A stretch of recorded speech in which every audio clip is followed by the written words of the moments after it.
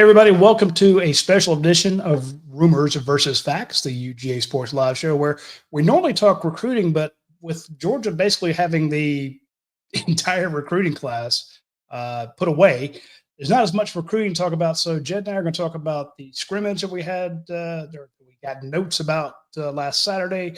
Jed has a fantastic story about Nate Frazier on the front page that you have to read. And if you guys want to put some recruiting questions in the comment section, then we'll be more than happy to answer those as we can. But Jed, I really want to talk to you about your story on Nate Frazier. I thought it was fantastic. Let's jump into that real quick. Give me your thoughts on what you learned about Georgia's number one running back who wears number 3. Yeah, I mean, it kind of started out as all these guys talk about their why and that kind of stuff. And Nate has said, yeah, like, I'm from Compton. I wanted to show people it's possible to get out. He's mentioned he didn't have, he and his mother kind of grew up in poverty a little bit, at least in the early stages. So, all that kind of stuff. And I wanted to find out that, combined with why he and why people around him think it's so important to honor the UGA running backs before, like he does the jazz hands, he does the Todd Gurley bow, that kind of stuff. So, it was really interesting. His mom, I talked to his mom was great. Their relationship, you tweeted this morning, Roddy, where they challenge each other. And when he went to Georgia, she was like, okay, you got to get your degree. And he's like, well, you didn't get your bachelor's degree, so how are you going to tell me to do it? And she's like, okay, fine. And she went back to school and got hers. So, no, it was just a really cool, look into what makes this guy go. And, it's a guy who, again, we were talking about writing about it, a guy who feels like has been around longer than he has because of how much he played last year. But he hasn't been at Georgia that long. He didn't even get here until last summer because he didn't early enroll. So, just a guy who has taken on a big role, a guy who's already had some memorable moments, good and bad. If you look back at his penalty and fumble last year and that kind of stuff. So, but a guy that we still didn't really know a ton about. So that was kind of the goal, I guess, was to get people to see what makes this kid tick. I do like the fact that you didn't just kind of sugarcoat it and make it all, everything is great. You did point out some of the issues he had last year and how he, overcame those. And, it wasn't this is, the family that just, everything has happened to them and they have no control. You showed how they took control and they improved their life. And like my mom going back to school. To me, the most interesting thing was the fact that, he's got them all saying, I love you when they didn't. Mm-hmm. I thought that was, for the mom to open up and explain that was quite telling.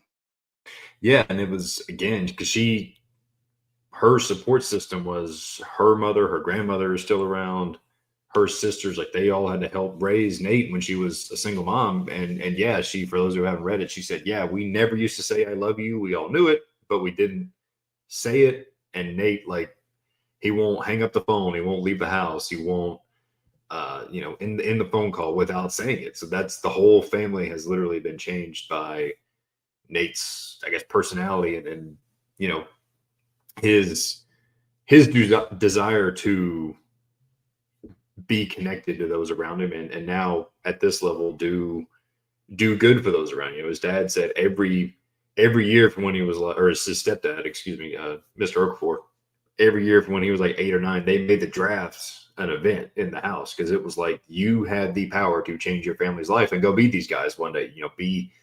Even if you're not a first round pick, because we all know how tough it is for running backs to go in the first round, top 2-3 round pick is still life-changing money. And then if you get a second contract and all that stuff beyond that, and you got NIL into it nowadays too. He's a very gregarious, not outspoken, but outgoing guy.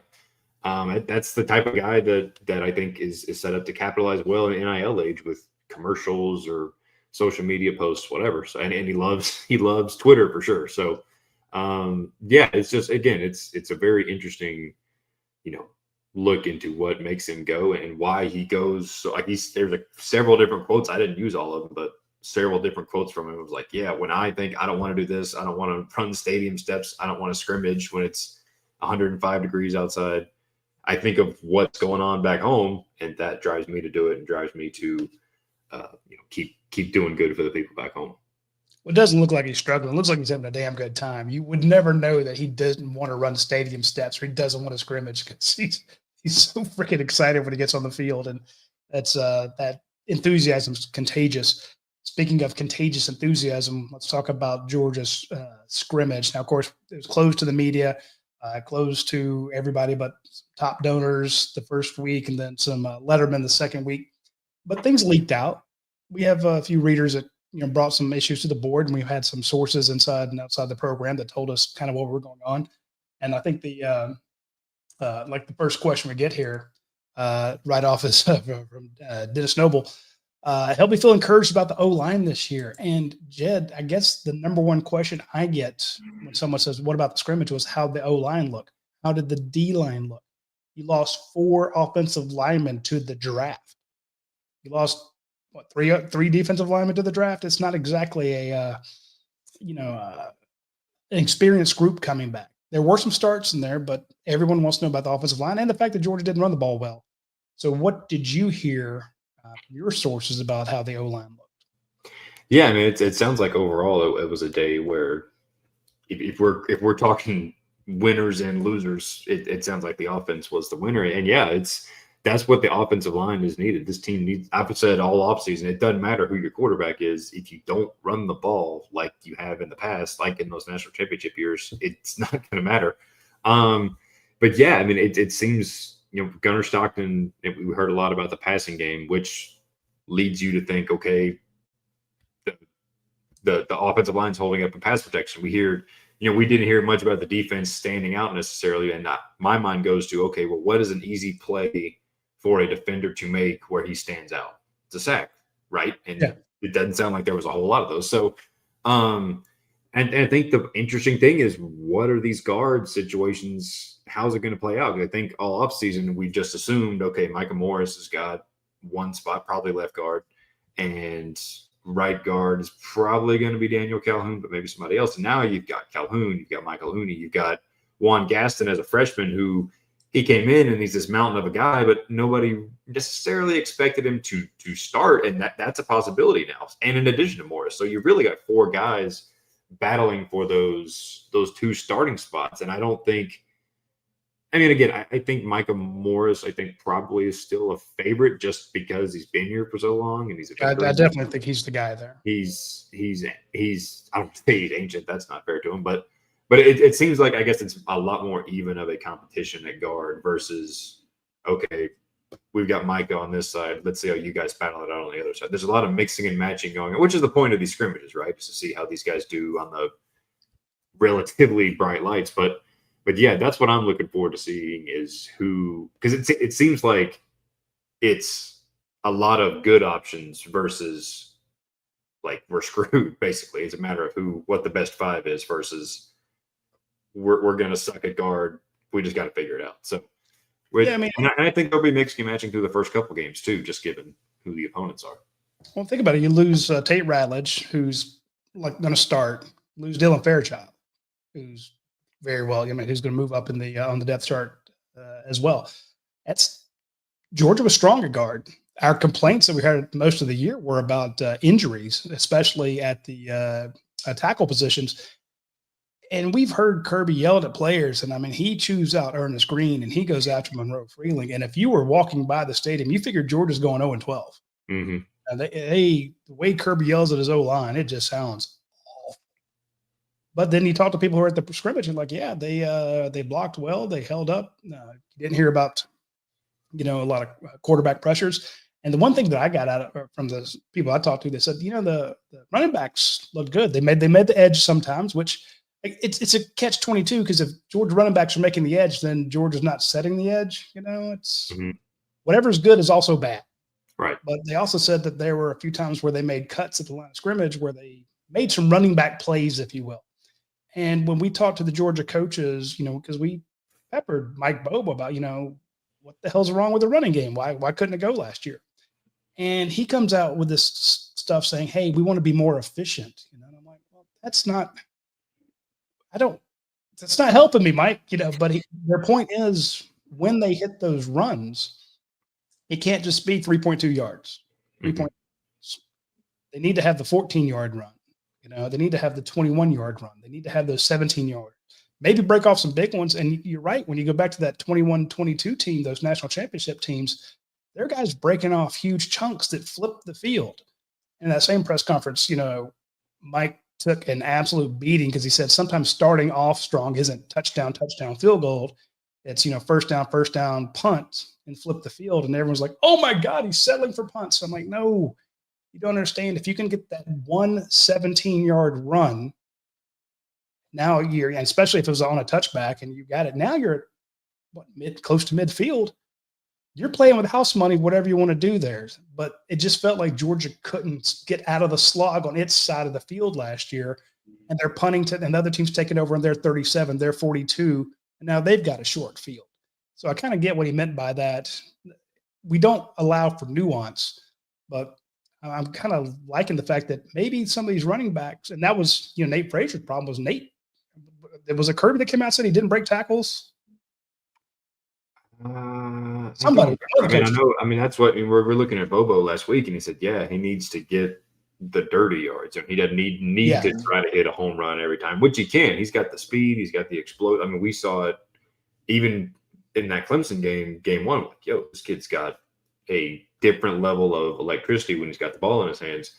But sometimes, you've got to just stick it up the middle and get the 3 or 4 yards and bull your way and fall forward versus, okay, I'm going to try. I've got 1 yard for sure. I can try to bounce it and get 15. So that's the balance, is like you want more big plays, but you don't necessarily want to. You can't try to make every play into a big play. So that's, I guess, something that these guys have got to understand, and they do with experience. And you look at it like Frazier's entering year 2. Josh McCray's played a lot of football. Roderick Robinson has been injured a lot, but he's still a veteran in terms of how long he's been in college.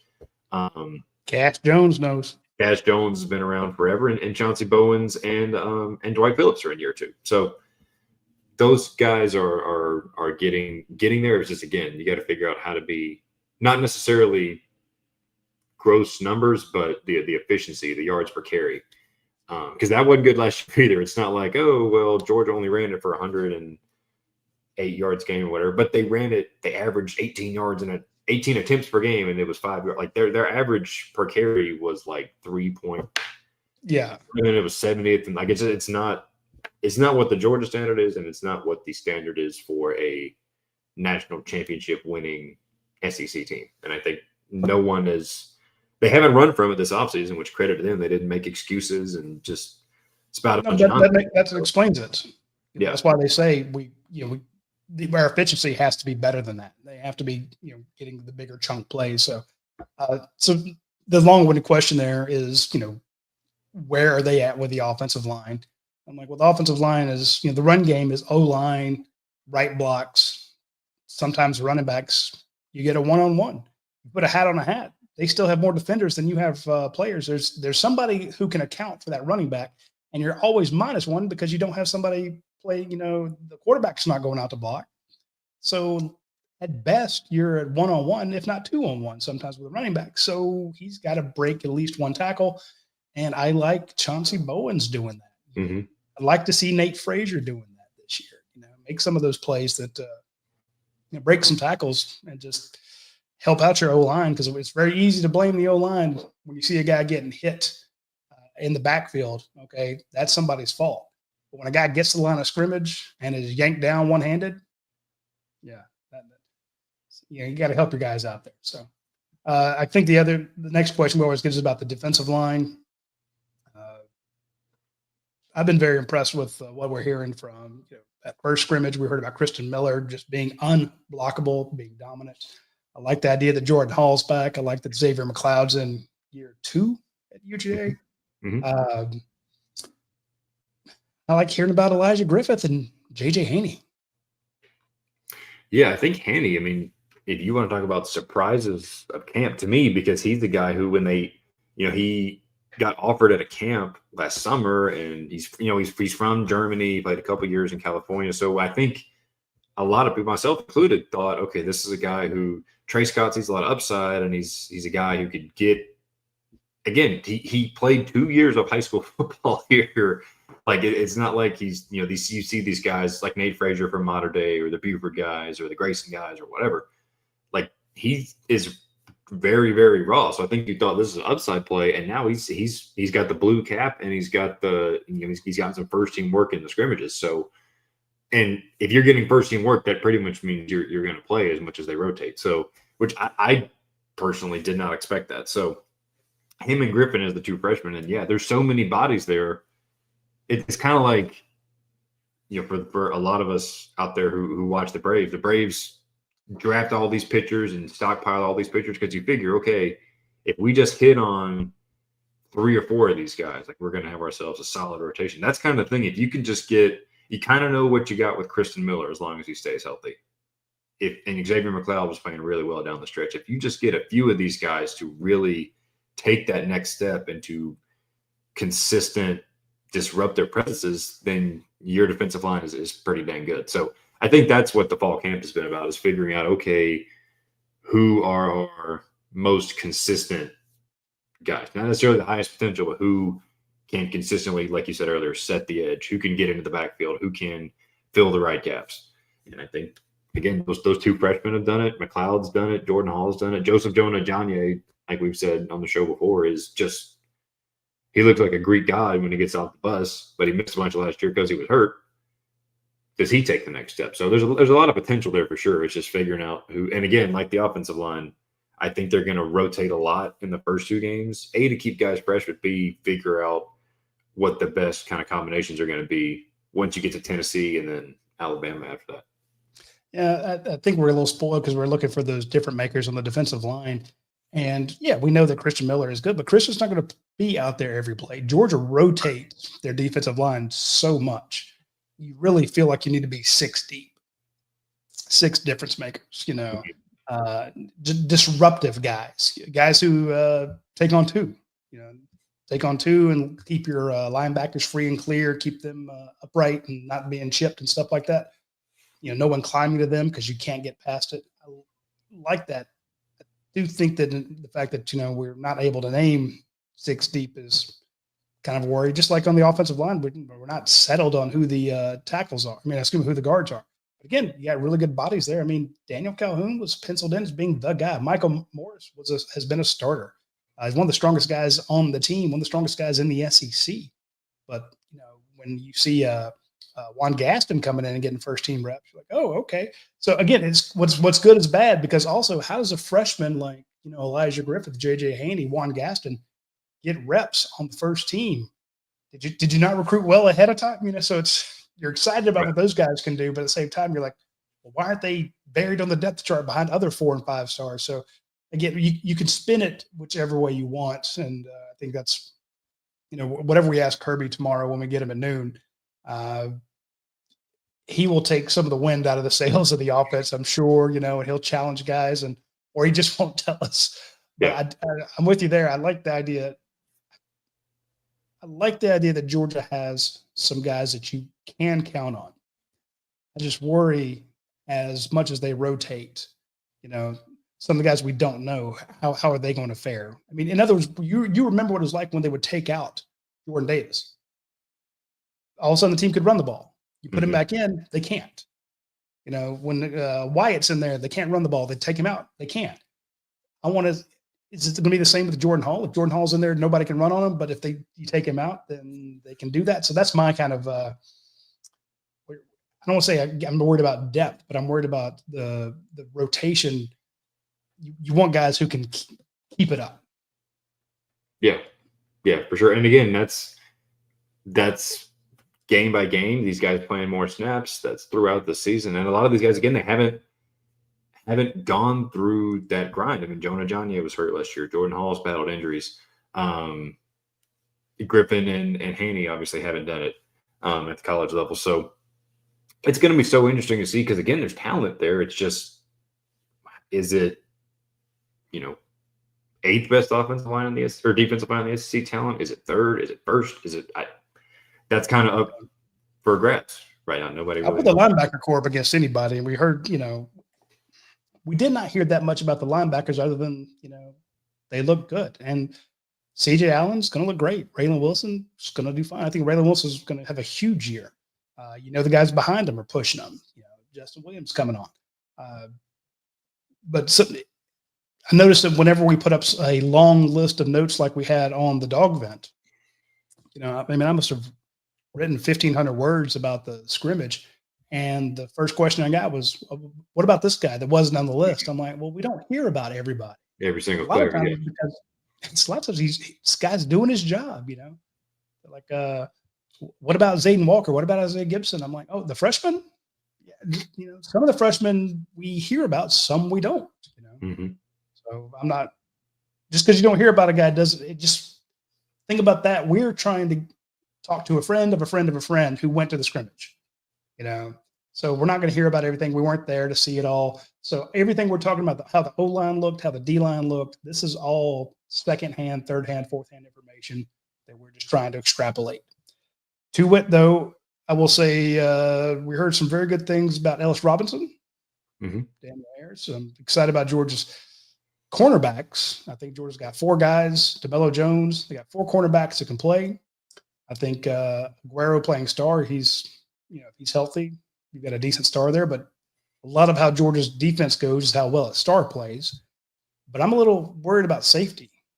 I mean, you brought in 3 guys, and when we asked last week or 2 weeks ago about how do the 3 transfers look, and the answer was from T-Rob was, well, they don't play at Georgia. You could tell they never played here. They may have played where they were at, but I thought that was a nice way of saying, yeah, we brought in guys, but they're not world beaters yet. Yeah, and I mean, for example, the other day it sounded like Adrian Maddox had first team reps at safety with KJ Bolden. Obviously, Ja'Cory Thomas is a guy who's been in Athens forever. Zion Branch, when I saw him at the one practice we went to, I thought he looked great. So it's all that kind of. That one is like, I feel pretty confident saying KJ Bolden's going to start, despite him saying, "Oh, I don't have a spot secured." Like, yeah, okay, I think you do. But again, it's who fits in the best, and do they rotate? Like, I know in Kirby generally likes to stick with the 2 safeties. Like, he's rotated corners a lot. He doesn't love to do that at safety, but I think you might see that in the first couple games. Give Maddox some run, give Thomas some run. Jonel Aguero said he's worked at safety some. You try him out there and put Kyron Jones or DeMello Jones played safety in high school. Maybe he's cross-trained star. I don't know. So there's a lot of different ways you can mix and match it. But again, you need somebody to step up. I think we've reached that point in fall camp where you've kind of seen what people have. You've scrimmaged twice. It's you've done this for 4 weeks or whatever it is. Someone's got to step up and take it now, I think, is where we're at these last couple of weeks. Because now you got your first couple of practices today, and you're still kind of finishing up, focusing on yourselves, whatever. And you're going to start prepping for Marshall by the end of the week, I'm sure. So somebody's got to step up and seize that starting safety job, the starting guard jobs, whatever, at least going into the first game. The competition will, it continues in practice every week, but it's go time, I guess. It's crunch time in practice for these guys to, seize control of it. Yeah, I mean, you look at the way teams had success last year. A lot of times they're picking on Daniel Harris, which is fair because you don't want to go to the opposite side against Dalen. Completely understand. They used to pick on Dalen Everett. When Kamari Lassiter was on the other side. It's like, hey, let's go against the guy with a lesser experience. But then they also said, okay, we can beat this star in coverage. We can beat this linebacker in coverage. And, oh, my God, there's a safety in coverage. And they would go after whoever the safety was at that particular time. So it's not just run support, folks. I'm saying if the way these teams run now, you better have a safety who can cover. And Georgia's got to find one. I don't know if it's going to be Jaden Harris. I don't know if it'll be Adrian Maddox. I'm kind of rooting for Maddox just because he's from my hometown. But at the same time, it's like Ja'Cory Thomas has been here a long time. Ja'Cory, you need to step up. And they brought in 3. There was not exactly a vote of confidence for them to bring in 3 transfers. Right. But at the same time, it's like they had no depth. So he can take it as, look, we see guys get hurt all the time. They need somebody behind me. And those guys should be getting reps now to see what they're doing. But at the same time, it's like I'm not hearing a ton about, Ja'Cory had 2 picks and, 4 tackles in the scrimmage. So He's got to step it up. We did hear good things about the wide receivers, the guys going up against those safeties and cornerbacks and stars and linebackers and whoever they put in coverage. And the one thing that I came away with was not so much, hey, Thompson is great, or Thomas is great. There wasn't like a long list of, who did what. But the message I got was Georgia caught contested passes. What a concept. After the drops last year, this was the best news of fall camp. Yeah, and you mentioned Noah Thomas specifically. We were told he had a big one on third down, which I think back to Colby Young's first G-Day, and he had 2 contested third down catches over the middle or on the sideline, whatever, and he had a jump ball in the end zone for a touchdown. And you're like, that's why they went and got that guy, because he's huge. He can win one-on-one versus anybody in terms of contested situations. And Noah Thomas can do the same thing. He's a big-bodied guy that also moves like a not as big guy. So he has been one of the stars of fall camp, because we just have consistently heard that he's doing great. CJ Wiley, the freshman, speaking of big guys, he had supposedly over 200 yards according to extremely unofficial stats. And Talon Taylor as well. Had a good day. Even he had a fumble, but he had a good day other than that. So, yeah, I mean, I've said it. I think and there's guys that like you forget about, like London Humphreys. He was in a non-contact jersey or the other day from what we heard, but like he's a guy who has shown flashes and he almost gets forgotten about now. Jacoby White Helton, added to Helton. He has been around and shown flashes. He doesn't get talked about enough. Like, there's a lot of guys. Dylan Bell. I still haven't talked about Dylan Bell, and he's been a guy who's been a factor in the offense for 3 years. So there's a lot of depth and a lot of just interchangeable parts where you can move guys around. You can put this guy in the slot, put this guy outside. You can have 4 guys on the field. You can put the tight ends in. Like, there's a lot of different ways you can use these receivers, and we've heard a lot of good things about them. And again, number one thing you got to do as a receiver is catch the ball, and it seems like that has been a little bit less of an issue in fall camp from what we heard. And again, a lot of these people that we talk to don't necessarily want to focus on the lowlights all the time. They're Georgia supporters, they're whatever. But from what we've heard, it seems like it has been a little bit better this camp. And like you said in the scrimmage the other day, with some contested catches. Well, Brent Rollins put out I think it was 4 video screen captures of guys making plays on contested balls. So, and Georgia doesn't put out a ton of video from the scrimmages.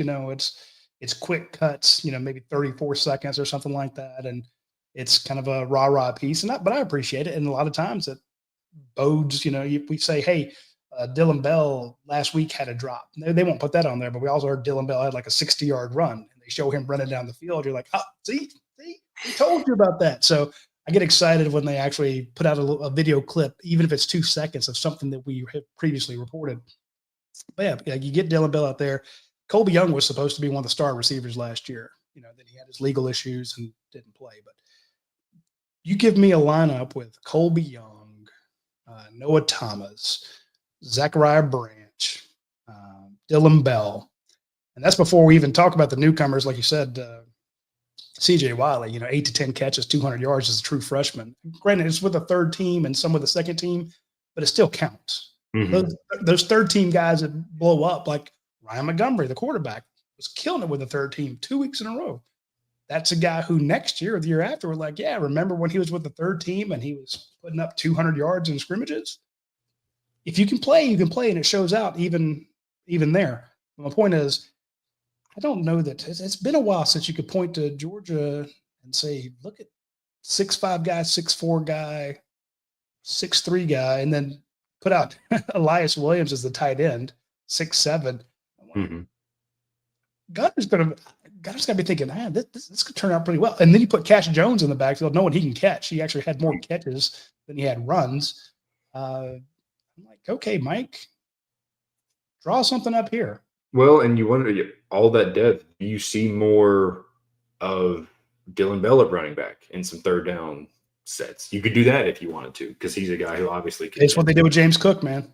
So there's so many ways you can just like it's an offensive coordinator's dream, really, because you've gotten all of the ingredients to at least certainly from a receiver / tight end standpoint to do pretty much whatever you want when it comes to alignments and motions and creating those favorable matchups for you.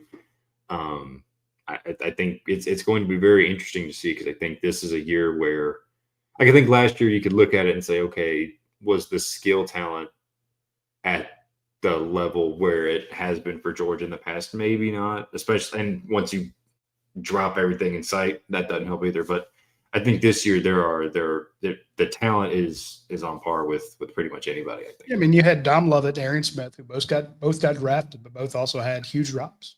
Mm-hmm. Dylan had drops last year. London had drops. Everybody had drops. But you think, okay, you had 2 wide receivers drafted. That's huge. A lot of teams can't survive that. But I think Georgia is better in the wide receiver room this year than it was last year. And a lot of these guys are going to get drafted. So that's an improvement. Quarterback, I didn't hear much about Gunnar Stockton, good or ill. Man, maybe you heard different. Heard Ryan Puglisi looks like an NFL quarterback, big arm, talented. I think he might have had 1 pick, but I mean, they throw the ball 750 times in these scrimmages, because not only do the scrimmage, but then they also do the the third down. They do red zone. They do all sorts of situational stuff. So they're going to throw 1,000 passes. It's impossible for somebody not to get picked off. But again, I heard good things about Ryan Montgomery. Yeah, and again, he's a guy who right about this time last year tore his ACL in high school and missed the senior season, missed a good chunk of the spring. And you look at, in terms of just quarterback depth, and it's like you needed that. And I think it sounds like he's really solidified himself as QB3, which, again, if you get down to your 3rd quarterback in the season, your season's probably tanked anyway. But like you said, he has shown positive signs for the future. Now you look ahead, Jared Curtis is coming in 26. That the talent level in that quarterback room is starting to elevate even more as well when you look down the line. So, but yeah, Montgomery had touched, and Coulter Ginn's a walk-up who led a touchdown drive. We heard that the number 1 offense with Gunnar Stockton had a couple touchdown drives, so it kind of kicked things off. 2 touchdown drives to start off. That's not bad at all. And that's good, because that's when nobody's tired at that point. It's like a game. Everybody's jacked up. They're ready to be in the stadium again. It's at the end of a long week of practice, and you're ready to do something different. And you march down the field and score twice. So that's very, very good news for sure. And then I think it was Dash heard Gunnar, like, it was a broken play, and he scrambled out and hit Dylan Bell for a touchdown, which that's the skill set that yeah, but it was a screen pass. Okay. Well, that's and screens are bad. Yeah, that's true. That's what the dog bit says. So it has to be true. I love it. Let's talk running backs. We opened the show with your story on Nate Frazier. Fantastic guy. But I think this is an interesting question from Randy Payne. Oops, I missed it. Who's number 2 and number 3 running back in game 1?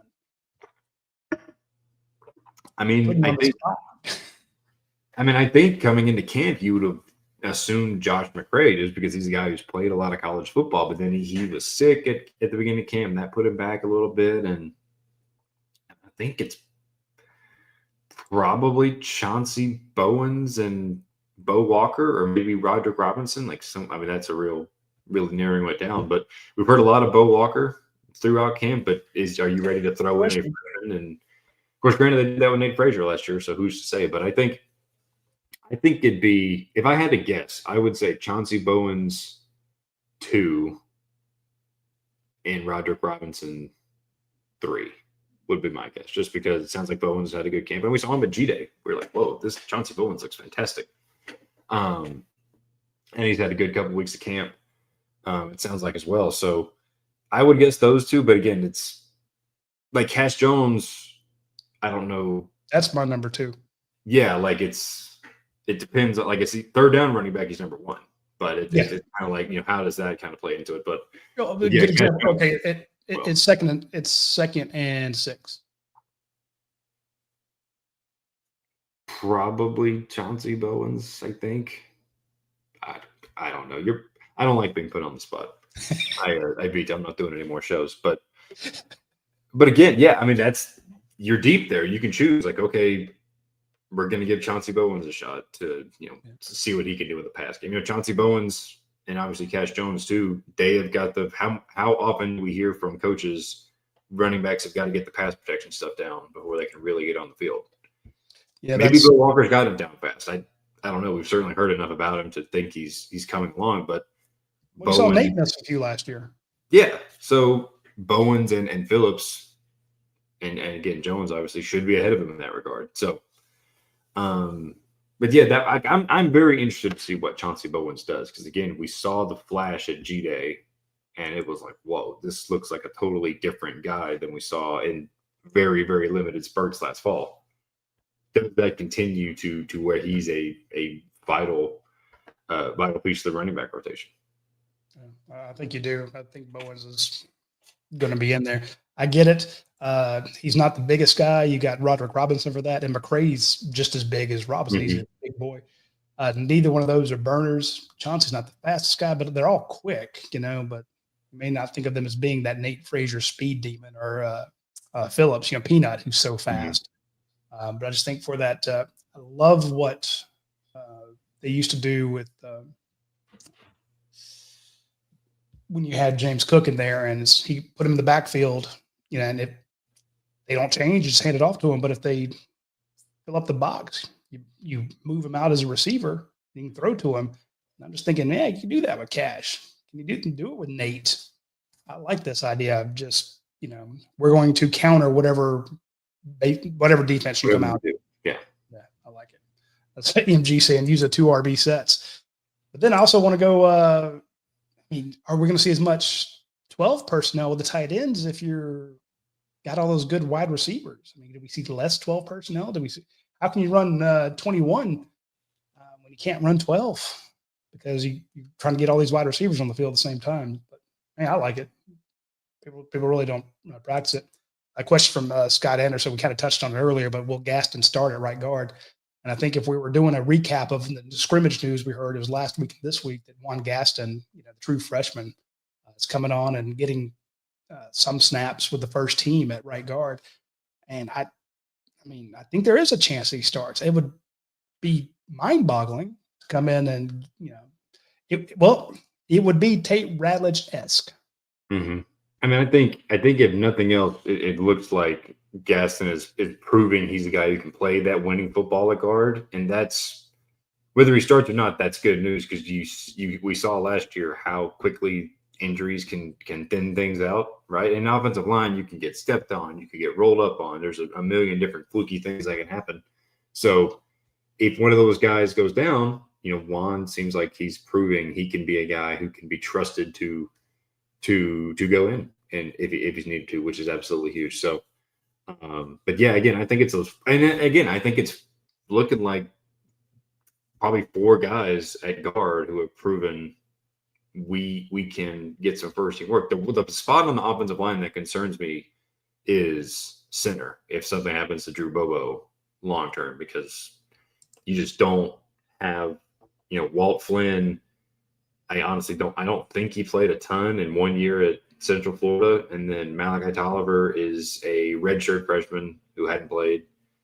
And Cortez Smith is a true freshman who obviously hadn't played. So that's the one that, but they go again, if you hit that point, kind of like we heard last year with Tate Ratledge, can Michael Gaston in, or can Daniel Calhoun play center? Exactly. That I think would be, if it's a long-term thing, that might be what you see. But again, that's in an ideal world for Georgia, Drew Bobo is your center all the way through the season. But we saw last year he got in because Jared Wilson got hurt. So you never know. But that's the one where the depth is really kind of a question to me. But guard, yeah, it looks like you got 4 guys. Tackle, Gaston can play tackle too. So and Bo Hewley, Jamal Merriweather. Merriweather's another guy who's played some tackle and guard. So the depth is there at guard. It seems like tackle. Center's the one that's kind of up in the air a little bit. Well, Georgia's got great depth also at tight end. Going over the scrimmage, I heard good things about Lawson Lucky, of course. Oscar Delp doing his thing. It was good to see Colton Heinrich People have forgotten the Colton's on the team. He's there. I think he had a touchdown catch, or at least a big catch. Just, heard people talking about him. Reddle, of course, has always just looked like the guy that should be in there playing. I'd like to see Jaden Reddle get in there, do his stuff. But of course, we like to talk about freshmen, just like we're talking about Juan Gaston, talking about Elijah Griffin, talking about J.J. Haney. Ethan Barber comes in, has a huge spring. Everybody's talking about him in the spring. Haven't heard as much about him in the fall, but what I'm hearing about is Elias Williams. And again, you were with me at camp, and we see this kid, and I'm like, he is so skinny to be as tall as he is, and he looks like just a giant wide receiver instead of a tight end. But I'm hearing this kid can block now. I'm like, okay, give me a 6'7" guy that can block. He's funny to watch, like the practice we went to when he goes up to the little tackling dummies, and he looks like a supervillain going to like a transformer going to crush like a car or something. Like he comes up on this thing and you can't even see the thing when he's going up to it.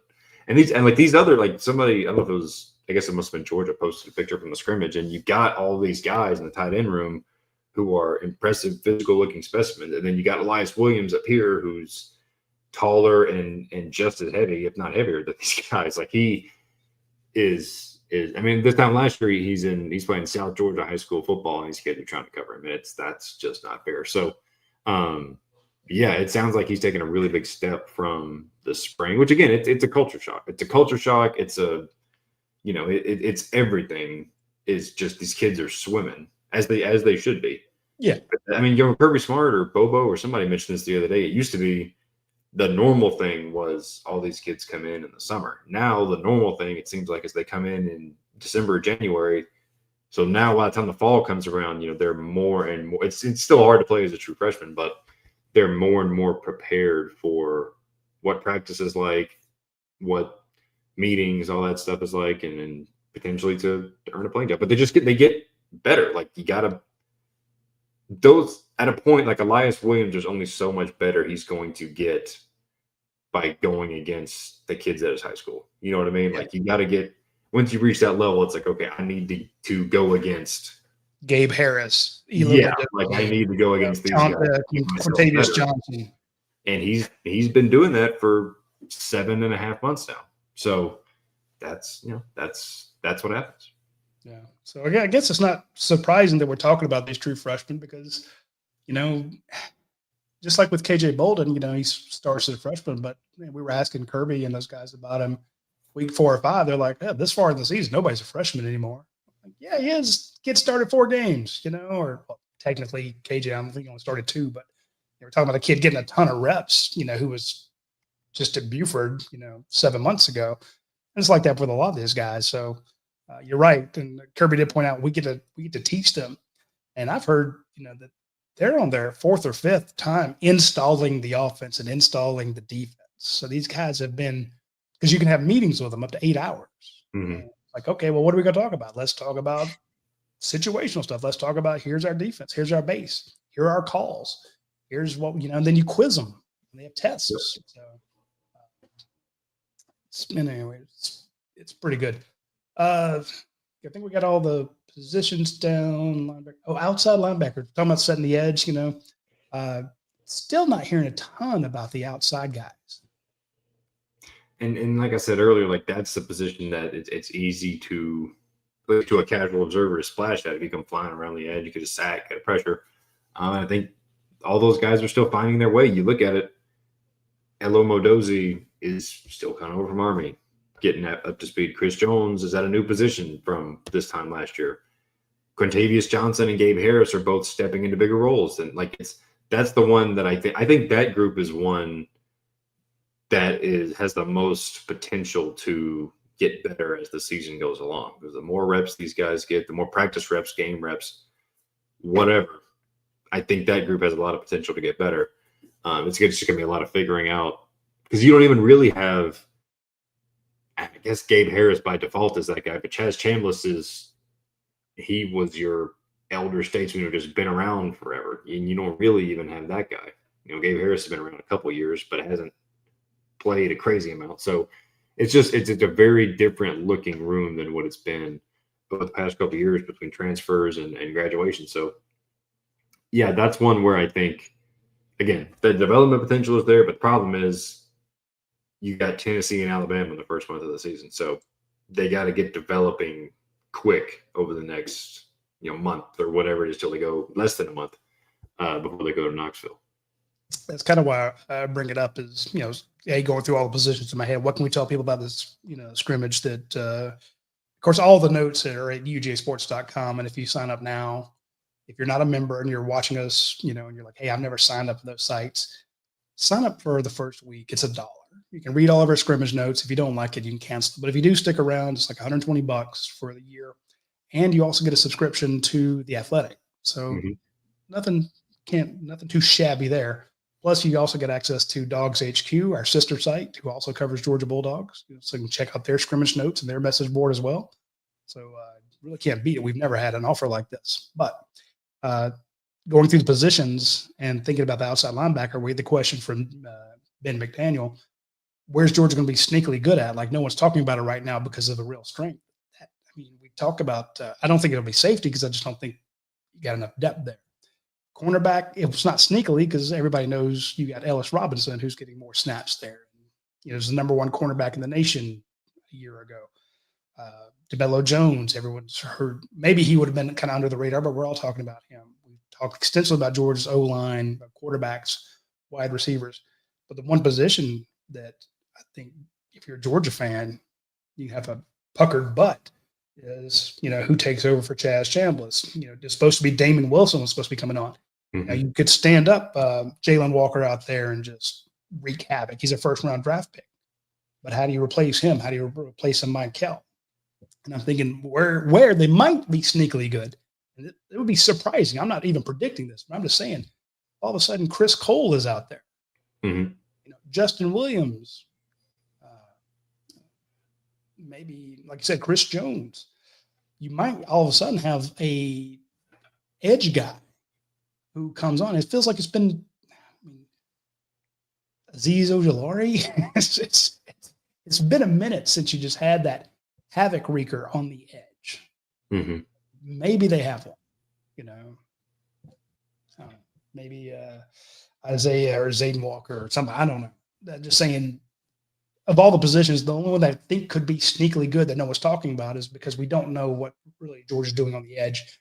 And we don't know what Georgia has there. So by default, then this might be the position where Georgia can be sneakily good. I would say, where do you get an advantage, a real strength? You get in the kicking game, punting and kickoffs and field goal kicking. But again, that's not sneakily. I think, those guys are on the watch list. So unless you got a different position, where do you think Georgia might be sneakily good? Yeah, it's hard to say because it feels like you go through the roster and you're like, all right, they're pretty good here. They're pretty good there. You could maybe say running back. You can maybe say, or I'll tell you what, I'll go defensive line because I think people talk about the defensive line, but I think there's a world where I don't want to say like all those guys play to their potential. The freshmen come along. You get Xavier McLeod, who was playing as well as anybody on the team at the end of last year, continues that and more. Kristen Miller stays healthy. Jonah Ajayi shows why he was getting snaps early last year. Like all those guys become just a group of game-wrecking dudes where, like you were saying earlier, you can rotate them and keep them fresh, and there's not a drop-off. Nnamdi Ogboko takes the next step and becomes that guy in the middle. Jordan Hall stays healthy and takes the next step. Like, there's a world where all those guys, given the opportunity, step up. So that could be one where I guess maybe not sneakily good, maybe isn't the right word, but like they go from pretty sure they're good to where it could be a sneaky great unit if everything falls into place. I think Richard Cooley agreed with you. He said defensively, I think the Dogs could be sneaky good along the defensive line. They have Christian Miller, Xavier McLeod, Jordan Hall, Elijah Griffin. I think he's got it. I think he might be it. Ben kind of says that's good stuff. Quantity comes quality with all those 4 and 5 stars of linebacker. Yeah, one of them's going to be able to raise some hell. And again, inside linebacker, that's, you got to – one of those guys might win the Buckus. And that'd be tough because – and Texas has a ridiculously good linebacker room as well. So I'm not saying they're the best out there, but Georgia's linebacking group is pretty damn solid. So Second, for sure. think- I mean, if there was a Joe Moore Award, whatever that equivalent would be for a linebacker room, I think Georgia 1 through 6. I mean, you guys. I mean, Terrell Foster is the coaches talk about this guy all the time as a leader, a smart guy, a guy who knows what he's supposed to do, and he doesn't even get talked about because he's got all these studs in front of him. So, yeah, it's 1 through 6 or 7 is as deep and talented as any room you're going to find out there. Yeah, just keep them unencumbered.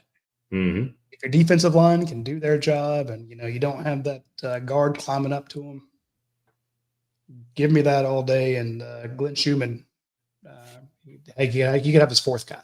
So, all right, let's switch gears and finish in recruiting. It's been a while since we've done a rumors versus facts show, so I mentioned that there was not a whole lot to talk about recruiting wise, but I know you've been on the road, you've seen some guys. Let's just answer it this way: how many spots does Georgia have left? What, 31 commits? Yeah, I would say maybe 3 or 4. I think they want to add another offensive tackle. That's 1. I would guess another running back with just Jay Lamar committed. That's 2. And Jay Lamar might be taking visits. And Jay Lamar's taking visits. Personally, I don't think they need to go out of their way to add another inside linebacker just because we literally just ran through what they had, and they've got 2 top 200 guys coming in. I mean, they've it has been just Kamari Brooks at edge, so not there. The defensive line class is just maybe defensive line just because you lost James Johnson to Texas, but again, that group is it's insane as it is. I don't think they need to take a guy just to take one. So yeah, I would say 4 at the most. If another receiver falls into your lap or another, you don't need a tight end, another tackle. Yeah, no more than 4, I would say, just because, like you said, they got 31, and it's pretty good. But yeah, definitely another tackle and definitely another running back are the things I think we know for sure they're looking for. And then on the defensive side, maybe a linebacker, maybe a defensive lineman, maybe a DB if somebody really just floats your boat with senior film. So yeah, I'd say probably 4 would be the number I'd settle on. Which is why we don't have hour-long rumors versus fact shows anymore. But we'll just try to do this each week. We'll try to come on Mondays, usually around 7:00. We'll have Jed on, and of course, Anthony Dasher, Harrison Reno, Trent Smallwood. Try to get all the guys and onto the show and talk about the previous week's game and what's coming up, and probably a recap of whatever happened in the press conferences earlier in the days on those Mondays. So we'll try to get back in the swing of having our rumors versus facts show. We will probably put it behind the paywall simply so that we can get a little more forthcoming without giving away everything that we have on the dog event. But we did talk a lot about the scrimmage notes that you would not have gotten unless you were a subscriber here to UGA Sports. But it is 48 hours later, so I hope you enjoyed those. If you would do us a favor, though, if you're not following this channel, please do it. I want to get to 100,000 followers. We're like 51. I'd like to get to 100,000. I think that this would be that would make my day. It really would. So if you're not a follower, I ask you personally to hit the subscribe button and follow this channel because there's a lot of free information on this channel. And we'll have the press conference from Kirby Smart tomorrow and a bunch of players on the same channel. So you can listen to what Kirby had to say. And Jed, I appreciate you joining me. And we'll talk to all you folks later.